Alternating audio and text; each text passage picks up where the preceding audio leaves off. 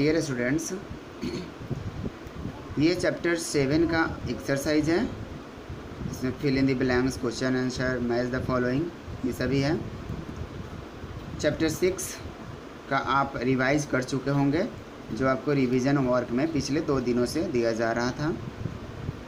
आज आपको यहाँ चैप्टर 7 का डिस्कशन करना है। Question number first, fill in the blanks. इसमें 6 क्वेश्चन है। Question number first, the prairies are watered by the dash and dash rivers. Means prairies को आप पढ़े होंगे क्लासेस में। प्रेरीज को वाटर मिलता है किस रिवर से? तो मिसिसिपी एंड मिसौरी रिवर से वाटर मिलता है। Question number second, the dash and dash are processed and a large part of them is exported. Dash and dash are processed means कौन ऐसे दो चीज़ है जिसको प्रोसेस्ड किया जाता है, मीन्स परिवर्तित किया जाता है, और लार्ज पार्ट पर उसको एक्सपोर्ट किया जाता है, दूसरे कंट्री में बेचा जाता है। तो meat of the animals and dairy products, meat of animal इसको प्रोसेस्ड किया जाता है, मीन्स इसको कैन किया जाता है, सील्ड किया जाता है और इसको एक्सपोर्ट किया जाता है। वैसे ही डेयरी प्रोडक्ट है, जो मिल्क होता है, जो अपने यहाँ भी मिलता है उस टाइप का मिल्क, उस पैकेट में करके, तो सेम वैसे ही डेयरी प्रोडक्ट को भी प्रोसेस्ड किया जाता है और बड़े पैमाने पर उसको एक्सपोर्ट किया जाता है। क्वेश्चन नंबर 3 है, dash is the main crop grown in the prairies. Prairies में जो ग्रो होने वाले मेन क्रॉप कौन सा है? तो व्हीट क्रॉप है, जो मेन रूप से वहाँ ग्रो किए जाते हैं। Question number 4, the grass lands lie in the dash belt. Grass land किस बेल्ट में लाई करता है? तो वार्म टेम्परेट बेल्ट में ग्रास लैंड लाई करते हैं। Question number 5, large dairy farms are called dash. जो बड़े बड़े डेयरी फार्म्स होते हैं उसको क्या कहा जाता है? तो रैंचेस कहा जाता है, जो बड़े बड़े डेयरी फार्म होते हैं। 6, most of the farm work is done by dash. Means most of the farm work is done by dash.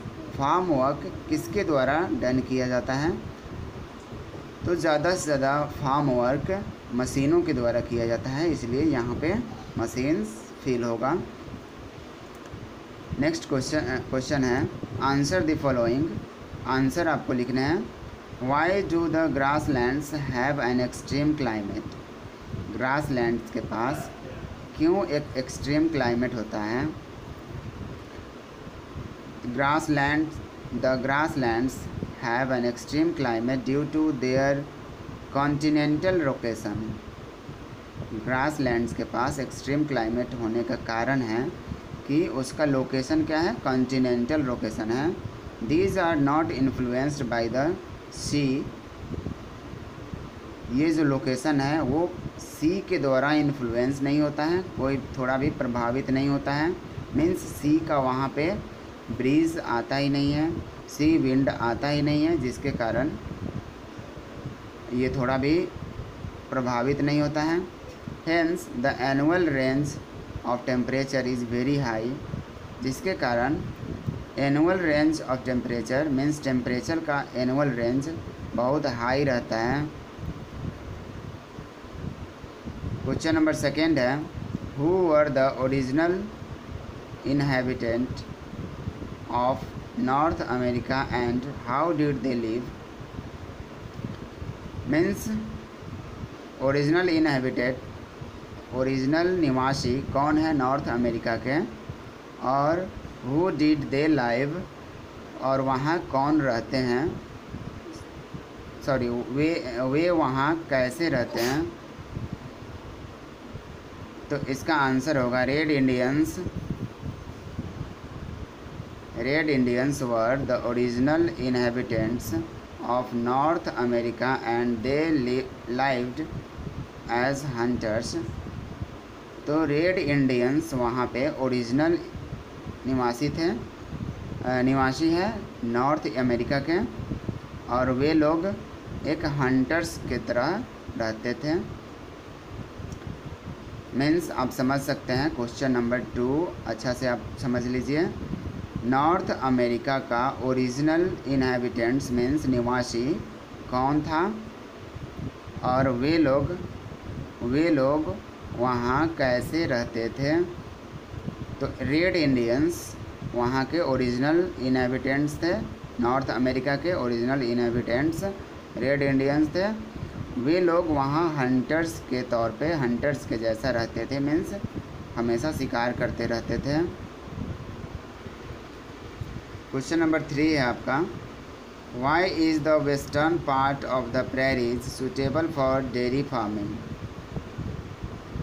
Western part prairies का क्यों सूटेबल है डेयरी फार्मिंग के लिए। तो आप सभी पढ़े ही होंगे। The western part of the prairies region is more suitable for dairy farming because it is hilly and the soil is less fertile.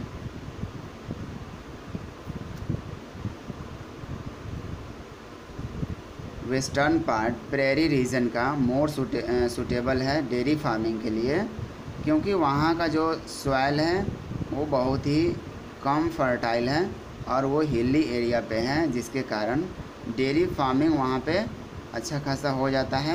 क्योंकि लेस फर्टाइल होने के कारण वहाँ पे ग्रासेस बहुत सारे उगते हैं, और ग्रासेस वे लोग एनिमल्स को खिलाते हैं और डेयरी फार्मिंग करते हैं। तो यहाँ तक ये आपका डिस्कशन हुआ चैप्टर 7 का। इसके आगे हम लोग कल करेंगे। आज आपको ये सारे लर्न करने हैं फॉर एग्ज़ाम।